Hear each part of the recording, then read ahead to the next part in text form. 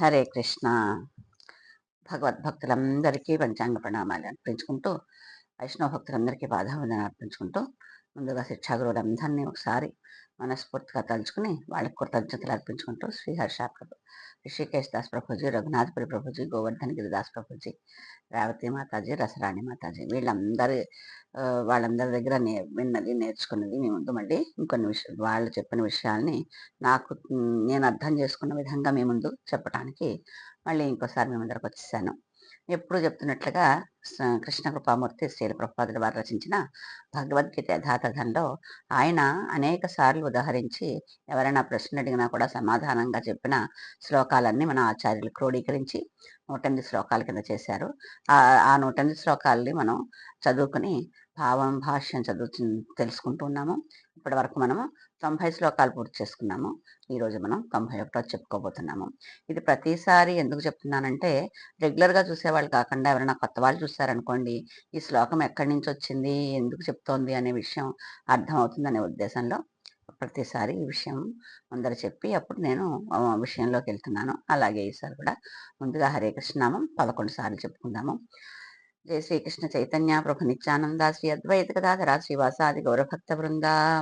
హరే కృష్ణ కృష్ణ కృష్ణ హరే హరే, హరే రామ రామ రామ హరే హరే, హరే కృష్ణ కృష్ణ కృష్ణ హరే హరే, హరే రామ రామ రామ హరే హరే, హరే కృష్ణ కృష్ణ కృష్ణ హరే హరే, హరే రామ రామ రామ హరే హరే, హరే కృష్ణ కృష్ణ కృష్ణ హరే హరే, హరే రామ రామ రామ హరే హరే, హరే కృష్ణ కృష్ణ కృష్ణ హరే హరే, హరే రామ రామ రామ హరే హరే, హరే కృష్ణ కృష్ణ కృష్ణ హరే హరే, హరే రామ రామ రామ హరే హరే, హరే కృష్ణ కృష్ణ కృష్ణ హరే హరే, హరే రామ రామ రామ హరే హరే, హరే కృష్ణ కృష్ణ కృష్ణ హరే హరే, హరే రామ రామ రామ హరే హరే, హరే కృష్ణ కృష్ణ కృష్ణ హరే హరే, హరే రామ రామ రామ హరే హరే, హరే కృష్ణ కృష్ణ కృష్ణ హరే హరే, హరే రామ రామ రామ హరే హరే, హరే కృష్ణ కృష్ణ కృష్ణ హరే హరే, హరే రామ రామ రామ హరే హరే. జయ శ్రీకృష్ణ చైతన్య ప్రభు నిత్యానంద శ్రీ అద్వైత గదాధర శ్రీవాసాది గౌరభక్త బృంద. మంగళాచరణాలు. ఓం అజ్ఞానతిమిరాంధస్య జ్ఞానాంజనశలాకయా చక్షుర్వున్మిళితం యేన తస్మై శ్రీ గురవే నమః. శ్రీ చైతన్యమనోభీష్టం స్థాపితం యేన భూతలే స్వయం రూపః కదా మహ్యం దదాతి స్వపదాంతికం. వందేహం శ్రీగురో శ్రీయుతపదకమలం శ్రీగురోన్ వైష్ణవాశ్చ శ్రీరూపం సాగ్రజాతం సహగణ రఘునాథాన్వితం తం సజీవం సాద్వైతం సావధూతం వరజన సహితం కృష్ణ చైతన్య దేవం శ్రీరాధా కృష్ణ పాదాన్ సహ గణలలితా శ్రీ విశాఖాన్వితాశ్చ. హే కృష్ణ కరుణా సింధో దీనబంధో జగత్పతే గోపేశ గోపికా కాంత రాధా కాంత నమోస్తుతే. తప్త కాంచన గౌరాంగీ రాధే వృందావనేశ్వరి వృషభానుసుతే దేవి ప్రణమామి హరిప్రియే. నమో ఓం విష్ణుపాదాయ కృష్ణ ప్రేష్టాయ భూతలే శ్రీమతే భక్తి వేదాంత స్వామిన్నితి నామినే.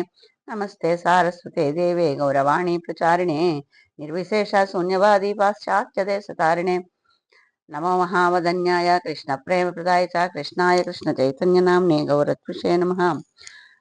వాంఛాకల్పతరుభ్యశ్చ కృపా సింధుభ్య ఏవ చ పతితానాం పావనేభ్యో వైష్ణవేభ్యో నమో నమః. జయ శ్రీకృష్ణ చైతన్య జయ నిత్యానంద జయ అద్వైత గదాధర శ్రీవాసాది గౌరభక్త బృంద. హరే కృష్ణ కృష్ణ కృష్ణ హరే హరే, హరే రామ రామ రామ హరే హరే. ఓం నమో భగవతే వాసుదేవాయ. ఓం నమో భగవతే వాసుదేవాయ. ఓం నమో భగవతే వాసుదేవాయ. మూకం కరోతి వాచాలం భంగుం లంఘయతే గిరిం యత్కృపాతమహం వందే శ్రీగురుం దీనతారిణం పరమానందమాధవం శ్రీ చైతన్య ఈశ్వరం. హరే కృష్ణ. జయ జయ శ్రీ చైతన్య జయ నిత్యానంద జయ అద్వైత చంద్ర జయ గౌరభక్త బృంద. జయ జయ శ్రీ చైతన్య జయ నిత్యానంద జయ అద్వైత చంద్ర జయ గౌరభక్త బృంద. జయ జయ శ్రీ చైతన్య జయ నిత్యానంద జయ అద్వైత చంద్ర జయ గౌరభక్త బృంద. హరే కృష్ణ కృష్ణ కృష్ణ హరే హరే, హరే రామ హరే రామ రామ రామ హరే హరే. భగవత్పత్తులందరికీ మరొక్క మారు ప్రణామాలు అర్పించుకుంటూ, పంచాంగ ప్రణామాలు అర్పించుకుంటూ మనం కిందటి ఎపిసోడ్లో 14వ అధ్యాయంలో 4వ శ్లోకం చెప్పుకున్నాం. 4వ శ్లోకము, 26వ శ్లోకము, 27వ శ్లోకము ఓన్లీ ఈ అధ్యాయంలో 3 శ్లోకాలే ఉన్నాయి. 13వ శ్లోకాల్లో అసలు శ్లోకాలే లేవు. మనము విహంగ వీక్షణ చేసినప్పుడు ఆ శ్లోకాల గురించి, ఆ 13వ అధ్యాయంలో ఏం చెప్పారనే విషయం గురించి తెలుసుకుందాం అనుకున్నాము. అయితే 14వ అధ్యాయంలో అర్జునుడు ప్రశ్నలతో ఇది మొదలైంది. 3 రకాలైన ప్రశ్నలు అర్జునుడు అడిగారట. ఈ త్రిగుణములకు అతీతుడైన వాడు ఏ లక్షణముల ద్వారా తెలియబడతాడు? త్రిగుణములు మనం అనుకున్నాం కదా, రజోగుణం, తమోగుణం, సత్వగుణం, రజోగుణం, తమోగుణం. ఈ 3 గుణాలకి అతీతుడైన వాడు ఏ లక్షణముల ద్వారా తెలియబడతాడు అంటే వాటిని అధిగమించిన వాడు, ఆ గుణాల యొక్క ప్రభావాన్ని అధిగమించిన వాడు మనకి ఎలా అర్థమవుతాడు? అదొకటి. తర్వాత అతని నడవడిక ఎట్లా ఉంటుంది, అతను ఎలా ప్రవర్తిస్తాడు, మన దేన్ని బట్టి అతను ఈ 3 గుణాలని అధిగమించాడు అని మనకి ఎలా అర్థమవుతుంది? ఇంకా 3వ ప్రశ్న, అతడు ఈ ప్రకృతి గుణములను ఏ విధంగా అధిగమిస్తాడు? ఈ భౌతిక ప్రపంచంలో ఉండే ప్రకృతిలో ఉండే ఆకర్షణ నుంచి అతను ఎలా దాన్ని దాటుతాడు? ఈ 3 విషయాల్ని అర్జునుడు శ్రీకృష్ణుడు అడిగితే, శ్రీకృష్ణుడు 14 నుంచి 22 శ్లోకాల వరకు మొదటి ప్రశ్న, అతను ఆ గుణాలని లక్షణాలు ఎలా తెలుస్తాయి, ఆ గుణాలను అతీతుడమైన వాడికి ఏ లక్షణాల ద్వారా తెలుస్తాయనే ప్రశ్నకి ఆన్సర్ చెప్పారు, ఆ సమాధానం చెప్పారు. మళ్ళీ 23 నుంచి 14వ అధ్యాయంలో 22వ శ్లోకం ఈ ప్రశ్న, మొదటి ప్రశ్నకు సమాధానం చెప్పింది. రెండో ప్రశ్నకి 23 నుంచి 25 శ్లోకాల వరకు చెప్పారు.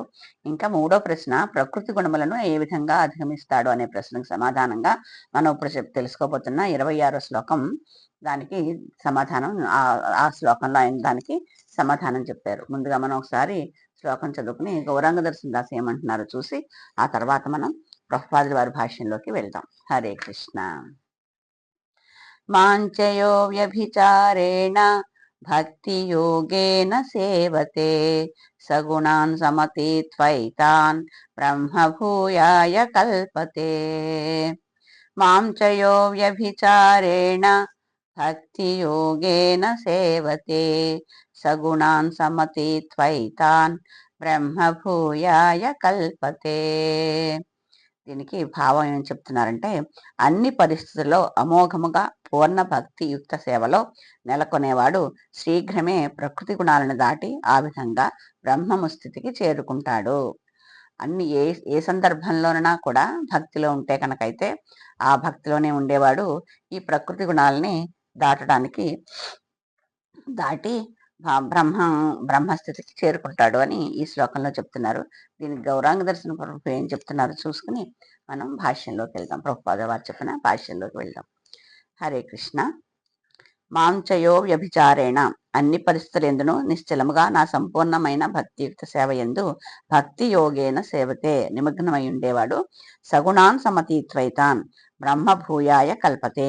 శీఘ్రమే భౌతిక ప్రకృతి త్రిగుణములను అధిగమించి బ్రహ్మభావస్థితిని పొందును. భక్తితో బ్రహ్మమును పొందవచ్చునని శ్రీకృష్ణుడు తెలిపి ఉండెను. ఇదివరకు కూడా ఈ విషయం గురించి చెప్పారు. మనకి నిరాకారవాదులు, సాకారవాదులు గురించి చెప్పినప్పుడు ఫస్ట్ అర్జునుడు వాళ్ళిద్దరిలోనూ ఎవరు నీకు ఇష్టము అంటే, నాకు సాకార వాదులే ఇష్టము, నిరాకారవాదులు కంటాను అని చెప్తారు కదా. నిరాకారవాదులు చాలా కష్టపడాల్సి వస్తుంది అని. అందుకని మనకి ఇంతకుముందు కూడా భక్తితో బ్రహ్మాన్ని పొందొచ్చు అని శ్రీకృష్ణ భగవానుడు దేవాదేవుడు చెప్పాడు. కానీ భక్తుడన్నను బ్రహ్మభూతిని పొందుటకు ఇష్టం కలిగి ఉండడు. భక్తిలో ఉండే వాళ్ళకి ఆ బ్రహ్మభూతి కావాలని అనిపించదు. ఎందుకంటే భక్తులకి ఎంతసేపు భగవంతునికి సేవ చేయాలి, భగవంతుని యొక్క అనుగ్రహం పొందాలి, భగవంతునికి సమీపంగా ఉండాలి అనే విషయం, సామీప్యం ఉండాలి అని, దగ్గరగా ఉండాలి అని అర్థం, ఉండాలని అనిపిస్తుంది. కానీ అతడు కేవలం శ్రీకృష్ణుని యొక్క భక్తియుక్త సేవను కోరును. కాబట్టి శ్రీకృష్ణుడు బ్రహ్మముతో తనకు గల సంబంధం గురించి భక్తి అనేది ఒకటి మాత్రమే శ్రీకృష్ణుడు బ్రహ్మముతో తనకు గల సంబంధం గుర్చి భక్తి అనేది ఒకటి మాత్రమే చరానుభూతిని కలిగించగలదని శ్రీకృష్ణ భగవానుడు మరలా నొక్కి వ్యాఖ్యానిస్తున్నాడు. అందులో ఈ శ్లోకంలో కృష్ణుడికి బ్రహ్మముతో ఉన్న సంబంధం గురించి అంతేకాకుండా భక్తుడు మాత్రమే ఆఖరిగా నన్ను పొందుతాడు అనే విషయం గురించి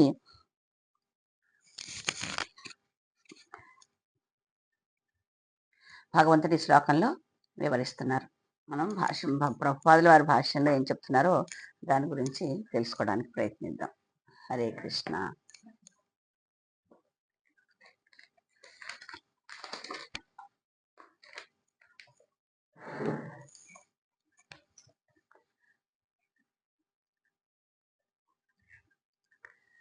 ప్రభుపాదుల వారు ఏమంటున్నారంటే, దివ్యస్థితిని పొందడానికి మార్గం ఏమిటనే అర్జునుని 3వ ప్రశ్నకు ఈ శ్లోకం సమాధానం చెప్తోంది. అందులో అర్జునుడు ఈ దివ్యస్థితి పొందడం ఎలాగా అనే ప్రశ్న అడిగాడు. ప్రకృతి గుణములను ఏ విధంగా దాటుతారు అనే ప్రశ్నకి ఇందులో సమాధానం చెప్తున్నారు అని ప్రభుపాదుల వారు అంటున్నారు. ఇంతకు ముందే వివరించినట్లు భౌతిక జగత్తు ప్రకృతి గుణ ప్రభావంలోనే పనిచేస్తుంది. మామూలుగా అయితే భౌతిక జగత్ అంతా ప్రకృతి యొక్క ఆజ్ఞలోనే అదెల్లా ఆ గుణ ప్రభావాలతో ప్రకృతిలో ఉన్న గుణాలకు అనుగుణంగానే భౌతిక జగత్తు పనిచేస్తుంది.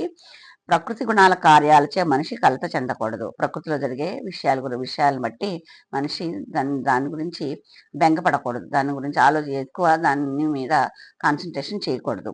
తన చిత్తమును అటువంటి కార్యాలలో పెట్టడానికి బదులుగా అవి ఏం జరుగుతోంది, అక్కడ ఏం జరుగుతోంది, అయ్యో అలా జరుగుతోందా అని ప్రకృతిలో జరిగే విషయాల గురించి ఎక్కువ మనసు పెట్టే బదులు కృష్ణ కార్యాలలోకి మళ్లించాలి. ఆ మనసుని దాని మీద ఎక్కువ పెట్టకుండా కృష్ణుడి యొక్క పనులు చేసేదానికి మళ్లించాలి. అలా చేస్తే కనుకైతే మనం ఈ అర్జునుడు అడిగిన ప్రశ్నకి ఎలా అధిగమిస్తాడు అనే విషయం అలా చేస్తే కనుకైతే దాన్ని అధిగమించడానికి అవకాశం ఉంటుందని చెప్తున్నారు. కృష్ణ కార్యాలే భక్తి యోగముగా అంటే సర్వదా కృష్ణుని కొరకు పని చేయడంగా తెలియబడతాయి. అదే భక్తి యోగం అంటేనే కృష్ణుడి గురించి ఆలోచించి కృష్ణుడికి ఏది ఇష్టమో అని ఆ విషయాలే చేస్తూ ఉంటే కనుకైతే అదే భక్తి యోగం కింద చెప్పబడుతుంది. దీనిలో కృష్ణుడే కాకుండా అతని ప్రధాన విస్తారాలైన రాముడు, నారాయణుడు కూడా ఉంటారు. ఆయన కృష్ణుడి యొక్క ప్రధాన విస్తారాల్లో నారాయణుడు అనే నామంతో, విష్ణువు అనే నామంతో ఇద్దరు ఉంటారు. వాళ్ళు కూడా ఈ కోవలోకే వస్తారు. అంటే ఈ భక్తి చేసేటప్పుడు వాళ్ళ గురించి ఆ పేరుతో చేసినా కూడా అది భక్తి యోగమే అవుతుంది అంటున్నారు అనమాట. ఆ దేవదేవునికి అపరిమితమైన విస్తారాలు ఉన్నాయి. ఆయన విస్తారాలు అనేకమైన ఉన్నాయి. అయితే శ్రీకృష్ణుడు ఏదో ఒక రూపాన్ని లేదా ప్రధానాంశను సేవించడంలో నెలకొనినవాడు దివ్యంగా నెలకొనిన వానిగానే భావించబడతాడు. శ్రీకృష్ణుడికి అనేక విస్తారాలు ఉన్నాయనుకున్నాం కదా, అందులో ఏదో ఒక రూపాన్ని కానీ అంశలు వేరు, విస్తారాలు వేరు. ఇది నారాయణుడు, విష్ణువు అంశలని చెప్తున్నారు. మిగతా అవతారాలన్నీ విస్తారాలని చెప్తున్నారు. అదే విస్తారాల రూపాన్ని కానీ లేకపోతే అంశల రూపాన్ని కానీ రెండిట్లోనూ దేన్ని ఆరాధించినా దేనికి సేవ చేసినా కూడా ఈ భక్తి యోగంలో ఉన్నట్లే అని ఈ శ్రీల ప్రభుపాదుల వారు మనతో అంటున్నారు. శ్రీకృష్ణ సమస్త రూపాలు పూర్తిగా దివ్యమైనవి. ఆయన రూపాలు ఏదైనా కూడా దివ్యమైనవే, నిత్య జ్ఞానానంద పూర్ణమైనవని కూడా అతడు తప్పక తెలుసుకోవాలి. ఎప్పుడు ఆ రూపాలు ఏ రూపాయలైనా కూడా మొత్తం జ్ఞానంతో నిండి ఉంటాయి. అన్ని విధాలైన జ్ఞానం ఆయన దగ్గర ఉంటుందనే విషయం ఈ భక్తుడు గ్రహించాలి. అటువంటి భగవద్ రూపాలు సర్వశక్తి పూర్ణాలు, సర్వజ్ఞాన పూర్ణాలు, సమస్త దివ్య గుణాలని కలిగినట్లవి. ఆయన రూపం ఏదైనా కూడా మొత్తంగా జ్ఞానం ఎక్కువ ఉంటుంది, శక్తి కూడా పూర్తిగా ఉంటుంది, మొత్తం శక్తి అంతా ఉంటుంది. అంతేకాకుండా ఎన్నో దివ్య గుణాలని కలిగి ఉంటాయి ఆ విస్తారాలు కానీ అంశాలు కానీ. కనుక మనిషి అమోఘమైన నిశ్చయంతో కృష్ణుని సేవలో లేదా అతని ప్రధాన విస్తార సేవలో నెలకొంటే ప్రకృతి త్రిగుణాలను దాటడానికి కష్టమైనవే అయినా వాటిని అతడు సులభంగా దాటగలుగుతాడు. ఎందుకని కృష్ణలో అతని ఆ విస్తార రూపంలో కానీ దేవాదేవుడైన శ్రీకృష్ణ రూపంలో కానీ మనం సేవలో కనుక నెలకొంటే మనస్ఫూర్తిగా మనసు దాని మీద పెట్టి అది ప్రకృతి త్రిగుణాలు అర్జునుడు అడిగిన త్రిగుణాన్ని ఎలా అధిగమిస్తారు అన్న ప్రశ్నకి ఇలా ఉంటే కనుక దాటడానికి కష్టమే కూడా ఆయన అది చాలా తొందరగా సులభంగా దాటగలుగుతాడు అంటారు. దీనికి ఆచార్యులు ఏమంటారంటే, మనం సంసార సాగరం అంటాం కదా, ఆ సంసారం ఒక మహాసాగరం అయితే కనుకైతే దాన్ని దాటడం ఎంతో కష్టం కదా. అదే కనుక మనం కృష్ణ భక్తిలో ఉంటే కనుకైతే అది మనకి ఆవు కాలిగిట్ట అంటే ఇలా ఉంటుంది చూడండి, కాలిగిట్ట అడుగు. అడుగు మట్టిలో వేసినప్పుడు గుంటలాగా ఏర్పడుతుందా, ఆ గుంటలో కొంచెం నీళ్లు ఉండిపోతాయి కదా, మనము ఈ భక్తిలో కనుక ఉంటే కనుకైతే సముద్రం అంత కష్టమున్నా కూడా ఈ గిట్టాలో ఎంత నీళ్లున్నాయో అంత చిన్నదిగా కనిపిస్తుంది. మనం ఇట్లా ఒక అడుగు కూడా అక్కర్లేదు మనం. ఇలా అంటే ఆ గుంటను దాటేయగలుగుతాం కదా! అంత స ఈజీగా ఆ కష్టాన్ని మనం దాటగలుగుతాం అంట భక్తిలో ఉంటే ఆచార్యులు ఆ విధంగా మనకి చెప్తారనమాట.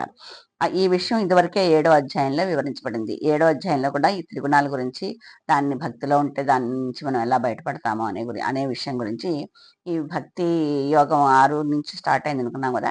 అప్పుడు ఏడో అధ్యాయంలో ఈ విషయం కూడా మనకి తెలియచేయడం జరిగింది. శ్రీకృష్ణునికి శరణ పొందినవాడు శీఘ్రమే ప్రకృతి త్రిగుణ ప్రభావాన్ని దాటుతాడు.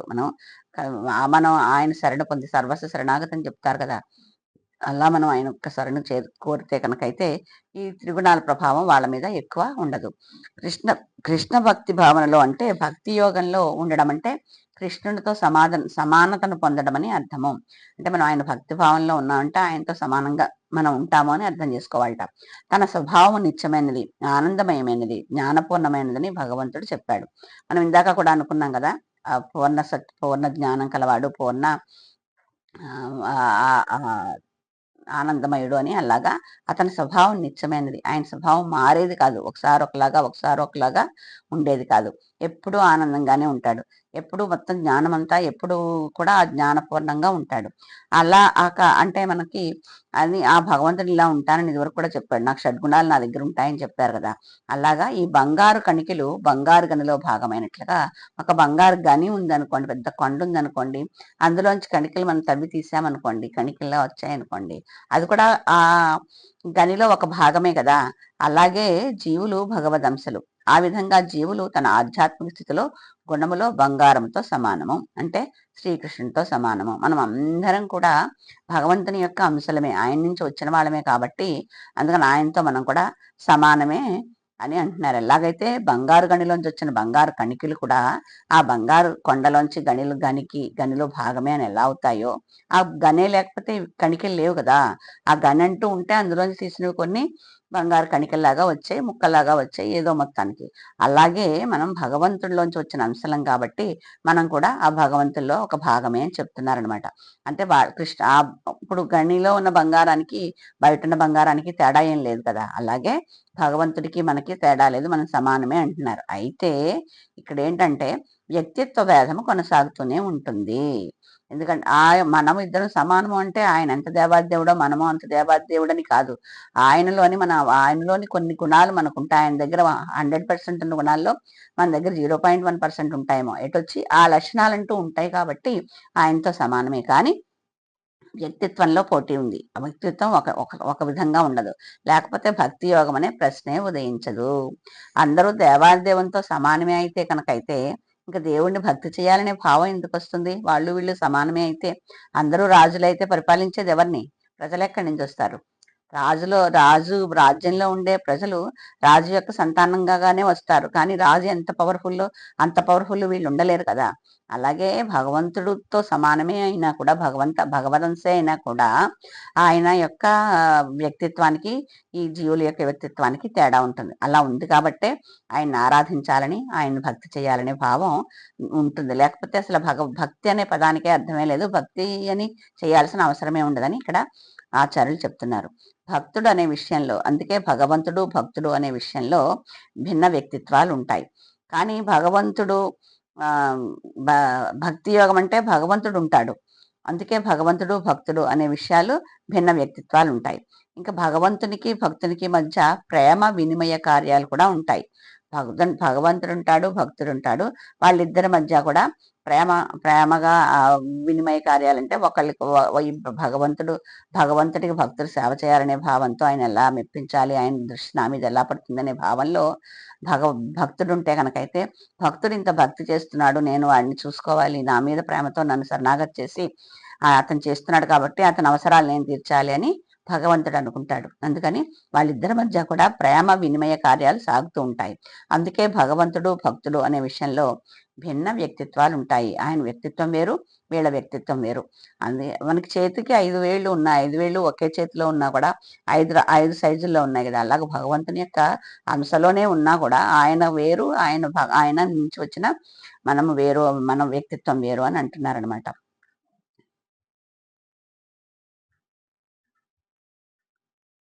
ఇద్దరికి భిన్న భిన్న వ్యక్తిత్వాలు ఉన్నాయి. లేకపోతే భక్తి యోగం అనే దానికి అర్థమే ఉండదు. వాళ్ళిద్దరికీ చెరో వ్యక్తిత్వం ఉంది కాబట్టే భక్తి యోగం చేసి భగవంతుని యొక్క ధామం చేరాలి, భగవంతుని యొక్క గోలోకం చేరాలనే భావం వచ్చిందనమాట. భక్తుడు భగవంతునితో సమానముగా దివ్యస్థితిలో నెలకొనకపోతే భగవంతుని సేవించలేడు. భగవంతుడు ఎంత దివ్యస్థితిలో ఉన్నాడు అంటే ఎంత గా ఉంటాడో అదే భావాన్ని మనం కూడా పొందితే కానీ ఆయన్ని భక్తి చేయలేమన్నమాట. మనం ఆషామాషిగా అక్కడ ఇక్కడ తిరుగుతూ ఏదో నిర్లక్ష్యంగా చేస్తే ఆయన భక్తి చేసినట్టు కాదు. ఆయన దృష్టి మన మీద పడదు కూడా. అందుకని ఆయన ఎంత దివ్యస్థితిలో ఉన్నాడో అనుకుంటూ ఆ దివ్యస్థితిని మనం పొందడానికి ప్రయత్నించి భక్తి చేయాలి. ఆ విధంగా రాజుకు అంతరంగిక సేవకునిగా కావడానికి మనిషి యోగ్యతలను సంపాదించవలసి ఉంటుంది. ఒక రాజు ఉన్నాడు అనుకోండి, ఆ రాజు దగ్గర బోలెంత మంది ఉంటారు, కానీ ఒక అంతరంగిక సేవకుడు అని ఒక అతను ఉంటాడు. అతన్ని ఎవరిని పడితే వాళ్ళని ఏదో ఒక మనకి ఇప్పుడు జరుగుతున్నట్టు ఏదో రిటర్న్ ఎగ్జామ్ రాసేసి అతను తీసేసుకుని అంతరంగిక కింద పెట్టుకుంటారా? పెట్టుకోలేరు కదా. ఎందుకంటే రాజుకి అంతరంగికుడు అంటే ఆయన ఎక్కడున్నా కూడా అంతరంగికుడు సలహా ఇవ్వడానికి, ఆయన కాపాడడానికి కూడా ఉంటాడు. అటువంటిప్పుడు ఎవరినో ఒకరిని తెచ్చిపెట్టుకుంటే ఆయనకి రక్షణే ఉంటుంది. రక్షణ ఉండదు, ఆయనకి కావాల్సినవన్నీ చెప్పడానికి ఉండదు. అందుకని ఆయన అలాంటి వాళ్ళు ఒక అంతరంగికుడిని తీసుకోవాలి అంటే కనుకైతే అతను రాజు చాలా రకాలైన ఒక ఏమంటారంటే లక్షణాలు ఉండాలని, ఆ లక్షణాలన్నీ ఆ అంతరంగికుడి దగ్గర ఉన్నాయా లేదా అని పరిశీలించే అంతరంగం కింద ఏర్పరచుకుంటారనమాట. అలాగా బ్రహ్మంగా కావడమే లేదా భౌతిక కలుషం నుండి విముక్తుడి కావడమే యోగ్యత. అలాగే మనం భక్తియుక్త సేవ చేయాలంటే బ్రహ్మముగా మారాలి. బ్రహ్మముగా ఎలా మారుతాము? భగవంతుని యొక్క భక్తి చేసినప్పుడే మనం బ్రహ్మముగా మారుతామని ముందర సెంటెన్స్ లో చెప్పుకున్నాం కదా. లేదా అలా కాకపోతే భౌతిక కల్మషముల నుండి విముక్తుడు కావాలి. మనం భౌతిక ప్రపంచంలో ఉండే విషయాల గురించి ఆలోచించకుండా దాని మీద ఆకర్షణ తగ్గించుకున్నప్పుడే మనము ఈ తగ్గించుకుని ఉండడమే భక్తి చేయడానికి ఒక యోగ్యత అని ఇక్కడ చెప్తున్నారనమాట. వేద సాహిత్యంలో బ్రహ్మైవ బ్రహ్మాప్యేతి అని చెప్పబడింది. అంటే బ్రహ్మము కావడం ద్వారానే మనిషి పరబ్రహ్మాన్ని పొందగలుగుతాడు. ఆ బ్రహ్మ యొక్క స్థితి పొందితేనే పరబ్రహ్మాన్ని చేరుకుంటాడు. అతడు గుణరీత్యా బ్రహ్మంతో సమానము కావాలని దీని అర్థము. అంటే మనం గుణాల్ని, ఆ భగవంతుని దగ్గర ఉన్న గుణాల్ని మనం పొంది ఆయన భక్తి చేసేటప్పుడు అలా పొందితే అప్పుడు మనము భగవంతుడితో గుణాలతో సమానంగా కనుక ఉంటే కనుకైతే బ్రహ్మాన్ని పొందడానికి అవకాశం కలుగుతుంది, పరబ్రహ్మాన్ని అని చెప్తున్నారు. బ్రహ్మాన్ని పొందడం ద్వారా అతడు వ్యక్తిగత జీవునిగా తన నిత్య బ్రహ్మ స్వరూపాన్ని కోల్పోడు. బ్రహ్మాన్ని పొందినా కూడా మన నిజంగా ఉండే నిత్య బ్రహ్మ రూపం ఏదైతే ఉంటుందో దాన్ని మాత్రం కోల్పోవడు. ఆ త్రిగుణాల నుంచి విడిబడి ఎలా అధిగమిస్తాడు అనే విషయం గురించి ఇక్కడ ఇలా భగవద్భక్తి చేయడం ద్వారా ఈ భక్తిని చేయడం ద్వారా మనమే త్రిగుణాలను అధిగమిస్తాము అని ఇక్కడ ఈ శ్లోకంలో చెప్పడం జరిగింది. 27వ శ్లోకం చదువుకుని మనం నెక్స్ట్ ఎపిసోడ్లో దీని గురించి తెలుసుకోవడానికి ప్రయత్నిద్దాం. ఓకేనా? బ్రహ్మణో హి ప్రతిష్టాహమృతస్య వ్యయస్య చ శాశ్వతస్య చ ధర్మస్య సుఖస్థైకాంతికస్య చ. బ్రహ్మణో హి ప్రతిష్టాహమృతస్య వ్యయస్య చ శాశ్వతస్య చ ధర్మస్య సుఖస్థైకాంతికస్య చ. అంటే ఇక అమృతమైనది, నశింపనది, నిత్యమైనది, చరమ సుఖానికి సహజ స్థితి అయినది అయినట్టి నిరాకార బ్రహ్మముకు నేనే ఆధారము అని ఈ గౌరాంగ ప్రభుదాస్ ఏమంటున్నారు దీని గురించి తెలుసుకుందాం ఒకసారి. బ్రహ్మణోహి ప్రతిష్టాహం, నిరాకార బ్రహ్మమునకు నేనే మూలాధారము. అమృతాస్య వ్యయస్య చ, అమరమును అనస్వరములు. శాశ్వతస్య చ ధర్మస్య, శాశ్వతమును సహజస్థితిను. సుఖస్థైకాంతికస్య చ, పరమానందమునకు వేదిక నేనే అని ఈ శ్లోకంలో చెప్తున్నారు. మానవుడు బ్రహ్మమును పొందు స్థాయిని చేరుకున్నప్పుడు, అనగా భౌతిక ప్రకృతి గుణముల బంధము నుండి విడివడినప్పుడు అతడు పరబ్రహ్మమును, దేవాది దేవుడు లేదా శ్రీకృష్ణుని భక్తియుక్త సేవ అనునరించుటకు అర్హత కలిగిన వానిగా పరిగణింపబడును. దేవాది దేవుడైన శ్రీకృష్ణుని అనుభూతి చెందుటకు తోడ్పడు శాశ్వతమైన భక్తి యోగ విధానమునకు ఆ శ్రీకృష్ణుడే మూలాధారమై ఉన్నాడు. ఆయనే దానికి మూలము. బ్రహ్మము మరియు పరమాత్మ రెండును దేవాది దేవుడైన శ్రీకృష్ణుని అందే గలవు. కాబట్టి బ్రహ్మానుభవ స్థితిని పొందుట లేదా శాశ్వతత్వము అన్నది శ్రీకృష్ణుని పట్ల చేయు భక్తియుక్త సేవనందే కలదు. అట్టి స్థితిని భక్తుడు అంతకు మునిపే చేరుకుని ఉండును. నిష్కళంకమైన భక్తుని ఆనందానికి కూడా ఆ శ్రీకృష్ణ భగవానుడే ఆ మూలాధారము. భక్తుని యొక్క ఆనందానికి కూడా అతనే మూలాధారము అని గౌరాంగ దర్శన ప్రభు ఇచ్చిన దాంట్లో ఉంది. ఇందులో ప్రభుపాద ఇచ్చిన భాష్యం ఇంచుమించుగా 2.5 పేజీలు ఉంది. అందుకని ఇప్పుడు హడావిడిగా దాన్ని ముగించేసుకునే బదులు మనం మన నెక్స్ట్ ఎపిసోడ్లో దీని గురించి తెలుసుకుందాము. ఇందులో నేను చెప్పిన దాంట్లో ఏమైనా ఒకవేళ మీకు నచ్చిన విషయం ఏమైనా ఉంటే ఎప్పుడు చెప్తున్నట్టుగా అది శిక్షాగురువులకు కరుణాకటాక్ష కృపా దృష్టి శ్రీకృష్ణ భగవాన్ దేవాదేవుడు శ్రీకృష్ణ భగవాన్ యొక్క అనుగ్రహంతో చెప్పగలిగాను. ఒకవేళ నేను చెప్పిన దాంట్లో ఏమన్నా ఒక పదానికి దానికి ఏదైనా అర్థం తప్పుగా చెప్పుంటే కనుకైతే నా అజ్ఞానం వల్ల నేను అవగాహన లోపం వల్ల జరిగిందని నన్ను భావించండి. ఎప్పుడు చెప్తున్నట్లుగా ఇప్పటికప్పుడు చెప్పిందంతా శ్రీకృష్ణ కృపామూర్తి శ్రీల ప్రభుపాదుల వరకు అంకితం చేసుకుంటూ మనం హరే కృష్ణ మంత్రం 11 సార్లు చెప్పుకుని ముగించుకుందాం. హరే కృష్ణ. జయ శ్రీకృష్ణ చైతన్య ప్రభు నిత్యానంద శ్రీ అద్వైత గదాధర శ్రీవాసాది గౌరభక్త బృంద. హరే కృష్ణ కృష్ణ కృష్ణ హరే హరే, హరే రామ రామ రామ హరే హరే. హరే కృష్ణ కృష్ణ కృష్ణ హరే హరే, హరే రామ రామ రామ హరే హరే. హరే కృష్ణ కృష్ణ కృష్ణ హరే హరే, హరే రామ రామ రామ హరే హరే. హరే కృష్ణ కృష్ణ కృష్ణ హరే హరే, హరే రామ రామ రామ హరే హరే. హరే కృష్ణ కృష్ణ కృష్ణ హరే హరే, హరే రామ రామ రామ హరే హరే. హరే కృష్ణ కృష్ణ కృష్ణ హరే హరే, హరే రామ రామ రామ హరే హరే. హరే కృష్ణ కృష్ణ కృష్ణ హరే హరే, హరే రామ రామ రామ హరే హరే. హరే కృష్ణ కృష్ణ కృష్ణ హరే హరే, హరే రామ రామ రామ హరే హరే. హరే కృష్ణ కృష్ణ కృష్ణ హరే హరే, హరే రామ రామ రామ హరే హరే. హరే కృష్ణ కృష్ణ కృష్ణ హరే హరే, హరే రామ రామ రామ హరే హరే. జయ శ్రీకృష్ణ చైతన్య ప్రభు నిత్యానంద శ్రీ అద్వైత గదాధర శ్రీవాసాది గౌరభక్త బృంద. వాంఛాకల్పతరుభ్యశ్చ కృపా సింధుభ్యేవ చ పతితానాం పావనేభ్యో వైష్ణవేభ్యో నమో నమః. మూకం కరోతి వాచాలం పంగుం లంఘాయతే గిరిం యత్కృపాతమహం వందే శ్రీగురుం దీనతారిణం పరమానంద మాధవం శ్రీ చైతన్య ఈశ్వరం. హరే కృష్ణ. మరికొన్ని విషయాలతో మళ్ళీ మీ ముందుకు ఈ బుధవారం రావడానికి ప్రయత్నిస్తాను. బుధవారము శనివారం అని పెట్టుకున్నాను. నిన్న కొన్ని కారణాల వల్ల చేయడం అవ్వలేదు. ఎందుకని వాళ్ళు మళ్ళీ పొద్దున్నే చేస్తున్నాను. అంతవరకు సెలవు. మళ్ళీ ఇంకో విషయం మీకు చెప్పడానికి ప్రయత్నించే వరకు సెలవు. హరే కృష్ణ.